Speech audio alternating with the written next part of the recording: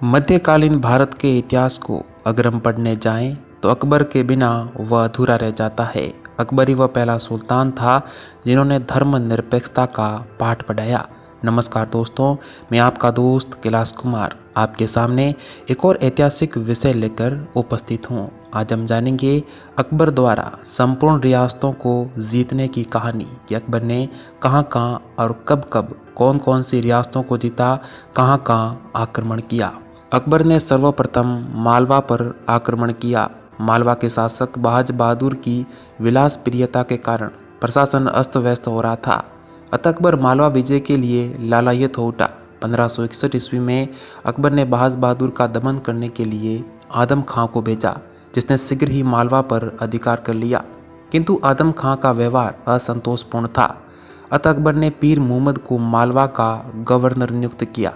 पीर मुहम्मद भी अत्याचारी व्यक्ति निकला। बहाज बहादुर ने उसकी अपकीर्ति का लाभ उठाकर पुनः मालवा पर अधिकार कर लिया।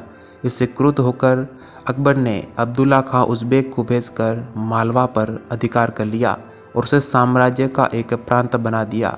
इसी बीच सरफुद्दीन ने मेड़ता के दुर्ग पर शाही अधिकार कर लिया। मेड़ता का जयमल राठौड़ मेवाड़ के महाराणा उदय सिंह के शरण में चला गया।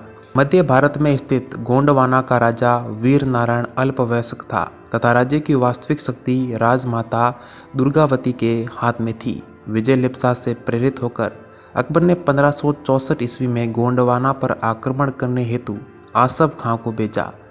रानी दुर्गावती ने बड़ी वीरता तथा साहस के साथ मुगल सेना से लोहा लिया, किंतु विशाल मुगल सेना के विरुद्ध विजय प्राप्त करना असंभव था। अतः अपने आत्मसम्मान की रक्षा के लिए वीरांगना दुर्गावती ने आत्महत्या कर ली और उसका पुत्र रणक्षेत्र में वीर गति को प्राप्त हुआ। गोंडवाना मुगल साम्राज्य में मिला लिया गया। अक्टूबर 1567 ईस्वी में अकबर ने चित्तौड़ पर आक्रमण कर दिया। महाराणा उदय सिंह दुर्ग की रक्षा का भार जयमल और प्रताप पर छोड़कर पहाड़ों में चले गए। चित्तौड़ का घेरा लंबे समय तक पड़ा रहा। राजपूतों ने डटकर मुगलों का मुकाबला किया। दुर्भाग्यवश जब जयमल किले की दीवार की मरम्मत करा रहा था, अकबर ने उसे पहचान लिया और बंदूक की गोली से मार गिराया। सेनापति के मरते ही राजपूत सैनिकों का सांस टूट गया और 8000 वीर राजपूत केसरिया बाना पहनकर युद्ध भूमि में जूझ मरे और स्त्रियों ने जोहर व्रत का पालन कर लिया। इस प्रकार चित्तौड़ पर अकबर का अधिकार हो गया। चित्तौड़ विजय के एक वर्ष उपरांत अकबर ने अप्रैल 1568 ईस्वी में रणथंभौर के सुदृढ़ दुर्ग पर आक्रमण कर लिया। इस समय यह दुर्ग बूंदी के हाड़ा राजपूत सुरजन राय के अधिकार में था। अकबर ने दुर्ग पर तोपों द्वारा अग्निवर्षा आरंभ की, जिससे दुर्ग की दीवारें टूटने लगी। दुर्ग की रक्षा असंभव प्रतीत होने पर सुरजन राय ने दुर्ग की चाबियां सम्राट को सौंपकर उसकी अधीनता स्वीकार कर ली। 22 मार्च 1569 ईस्वी को रणथंभौर पर अकबर का अधिकार हो गया। उत्तर प्रदेश में स्थित कालिंजर का दुर्ग उत्तर भारत के अभेद दुर्गों में समझा जाता था। इस पर रीवा के राजा रामचंद्र का अधिकार था। अगस्त 1569 ईस्वी में अकबर ने मजनू खां को कालिंजर की विजय के लिए भेजा। रामचंद्र चित्तौड़ और रणथंभौर के पतन से परिचित था, अतः उसने स्वयं ही आत्मसमर्पण कर दिया और दुर्ग पर अकबर का आधिपत्य हो गया। अकबर ने राजा रामचंद्र को इलाहाबाद के समीप एक जागीर निर्वाह हेतु प्रदान कर दी। गुजरात अंतर्राज्यीय व्यापार का केंद्र था तथा मक्का जाने के मार्ग में पड़ता था। अकबर गुजरात को अपनी पैतृक संपत्ति समझता था। अतः 1572 ईस्वी में अकबर ने गुजरात विजय के लिए प्रस्थान किया। इस समय गुजरात में गृह युद्ध छिड़ा हुआ था तथा वहां का शासक मुजफ्फर शाह तृतीय एक शक्तिहीन एवं अयोग्य शासक था। अकबर की शक्ति से भयभीत होकर मुजफ्फर शाह भागकर एक खेत में जा छिपा। गुजरात के सरदारों तथा अमीरों ने अकबर की अधीनता स्वीकार कर ली।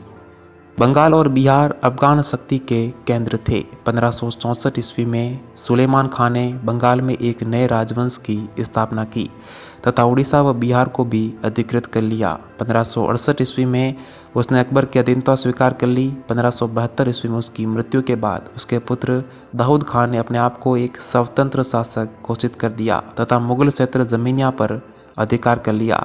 अकबर जैसा महत्वाकांक्षी सम्राट इस कुचेष्टा को कैसे सहन कर सकता था। अकबर ने पहले जौनपुर के गवर्नर को ससैन्य दाऊद पर आक्रमण करने का आदेश दिया, किंतु वह असफल रहा। अंत में मुनीम खान ने 1576 ईस्वी में दाऊद को पराजित किया। युद्ध में दाऊद मारा गया। बंगाल और बिहार मुगल साम्राज्य में मिला लिए गए।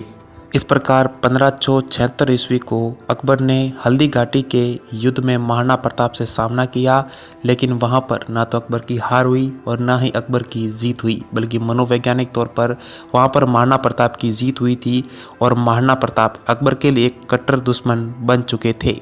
1599 ईस्वी में अकबर ने अमर सिंह के विरुद्ध सेना भेजी, किंतु राणा के वीर सरदारों ने मुगलों के सारे प्रयत्न निष्फल कर दिए और मेवाड़ पूर्ववत स्वतंत्र बना रहा। अकबर के मेवाड़ को अधीन करने की अभिलाषा उसके जीवन काल में पूरी नहीं हुई।